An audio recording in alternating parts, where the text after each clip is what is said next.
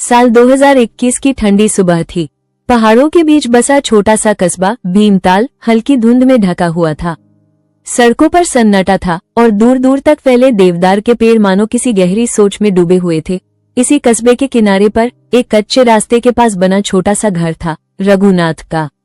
रघुनाथ, उम्र लगभग 55 साल, झुकी हुई कमर, मेहनत से काले पड़े हाथ और आंखों में एक अजीब सी चमक। वो चमक थी उम्मीद की।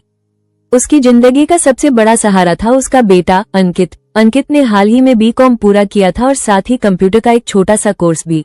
रघुनाथ के लिए ये किसी चमत्कार से कम नहीं था। हम गरीब जरूर हैं, पर मेरा बेटा एक दिन बड़ा आदमी बनेगा, वो अक्सर खुद से कहता था। घर की हालत बहुत अच्छी नहीं थी। छत पर जगह जगह से पानी टपकता था और रसोई में रखा चूल्हा ही उनका एकमात्र सहारा था। लेकिन इन सब के बावजूद उस घर में उम्मीद जिंदा थी। एक दिन कस्बे में खबर फैली कि शहर के बड़े अधिकारी विनोद मेहरा अपने घर के बगीचे के लिए एक माली ढूंढ रहे हैं। विनोद मेहरा, एक ऐसा नाम जिसे सुनते ही लोग सीधे खड़े हो जाते थे। सरकारी दफ्तर में ऊंचा पद, बड़े बड़े लोगों से पहचान और एक ऐसा प्रभाव जिससे किसी की किस्मत बदल सकती थी। रघुनाथ ने ये खबर सुनी और उसके दिल में उम्मीद की एक चिंगारी जली। अगर मैं उनके यहाँ काम करने लगूं तो शायद अंकित के लिए भी कुछ हो जाए। अगले ही दिन वो विनोद के घर पहुंच गया। विनोद का घर रघुनाथ के घर से बिल्कुल अलग था। बड़ा गेट, हरा भरा बगीचा और अंदर खड़ी महंगी गाड़ियां। रघुनाथ ने हिचकिचाते हुए दरवाजा खटखटाया। नमस्ते साहब, मेरा नाम रघुनाथ है, काम के लिए आया हूँ। विनोद ने उसे ऊपर से नीचे तक देखा और फिर हल्की मुस्कान के साथ कहा, ठीक है, काम करके दिखाओ। रघुनाथ ने पूरे दिन मेहनत की। शाम तक बगीचा चमकने लगा। विनोद प्रभावित हुआ। कल से काम पर आ जाना। रघुनाथ के चेहरे पर खुशी साफ झलक रही थी। लेकिन जाते जाते उसने हिम्मत करके कहा, साहब, एक बात कहनी थी। हाँ बोलो। मेरा बेटा पढ़ा लिखा है, अगर कहीं नौकरी। विनोद ने मुस्कुराते हुए कहा, देखो, कोशिश करूंगा, तुम चिंता मत करो। बस यही वो पल था जहां से कहानी ने मोड़ लिया।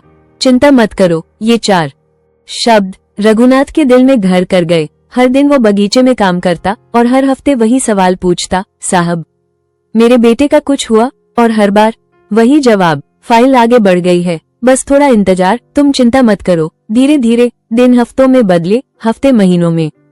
3 महीने बाद अंकित को एक छोटी कंपनी में नौकरी का मौका मिला। 7,000 रुपए महीना। वो खुशी खुशी घर आया। पापा, मैं ज्वाइन कर लूं? रघुनाथ कुछ पल चुप रहा, फिर गुस्से में बोला, इतनी पढ़ाई के बाद ये काम करेगा? जब साहब ने कहा है तो भरोसा रख। अंकित चुप हो गया। उसी दिन उसने अपनी पहली नौकरी ठुकरा दी। समय बीतता गया। अंकित अब कम बाहर निकलता था। उसकी आंखों में पहले वाली चमक नहीं थी। रघुनाथ अब भी हर दिन काम पर जाता और हर दिन वही जवाब सुनता, चिंता मत करो। लेकिन अब इन शब्दों में भरोसा कम और डर ज्यादा था। 8 महीने बाद अचानक अंकित को इंटरव्यू कॉल आया। घर में जैसे त्योहार आ गया। नए कपड़े खरीदे गए, उधार लेकर। इंटरव्यू के दिन अंकित पूरे आत्मविश्वास के साथ गया। हर सवाल का जवाब उसने बेहतरीन तरीके से दिया। पैनल प्रभावित था, विनोद भी। उस दिन रघुनाथ और अंकित को लगा अब सब ठीक हो जाएगा। लेकिन 2 महीने, फिर 3 महीने, कोई जवाब नहीं। एक दिन रघुनाथ विनोद के दोस्त सतीश के पास गया। सतीश ने फोन मिलाया लेकिन कॉल नहीं उठा। शाम को सतीश खुद विनोद के घर गया और वहीं सच्चाई सामने आई। ऊपर से दबाव आया था। मंत्री के रिश्तेदार को लेना पड़ा, हमें रिजल्ट बदलना पड़ा। दरवाजे के बाहर खड़ा रघुनाथ सब सुन रहा था।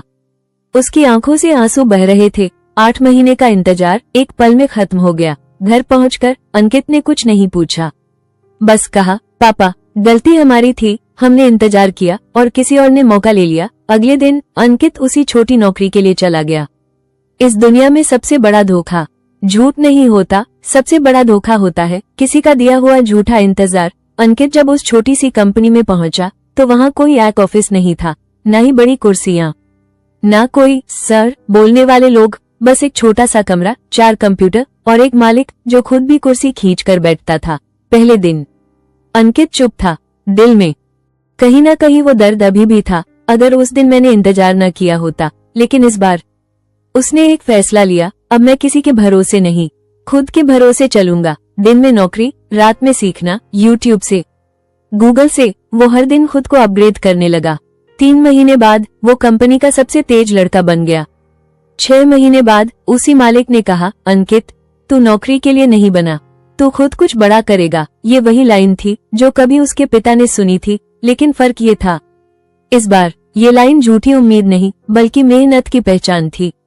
2 साल बाद भीमताल के उसी कस्बे में एक नया ऑफिस खुला, अंकित डिजिटल सर्विसेज, और उसी ऑफिस के बाहर एक छोटा सा बोर्ड लगा था, यहाँ किसी को इंतजार नहीं कराया जाता, यहाँ मौके बनाए जाते हैं। रघुनाथ दरवाजे के पास खड़ा था, आंखों में आंसू, लेकिन इस बार दर्द के नहीं, गर्व के। और अंदर अंकित किसी और लड़के को समझा रहा था, अगर छोटा मौका मिले तो उसे छोटा मत समझना, क्योंकि वही मौका तुम्हारी सबसे बड़ी शुरुआत हो सकता है। कहानी अच्छी लगी तो चैनल को सब्सक्राइब जरूर करें और साथ ही एक लाइक, एक शेयर के साथ एक कमेंट भी जरूर करें।